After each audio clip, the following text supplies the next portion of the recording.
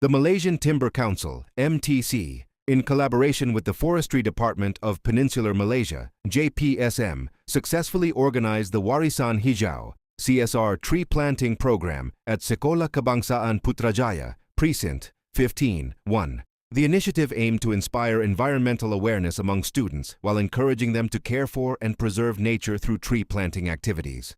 The program was officiated by MTC Chairman, Yang Berbahagia Datuk Haji Zainal Abidin Haji Abdullah, together with Yang Berbahagia Datuk Samsu Anwar Nawi, representing the Director General of JPSM, and witnessed by representatives from the Federal Territory of Putrajaya Education Department. A symbolic tree planting ceremony saw dignitaries planting Cempaka hutan saplings, followed by the signing of a commemorative plaque. More than 300 students, teachers and MTC staff participated in the program, with a total of 150 tree saplings planted across the school compound.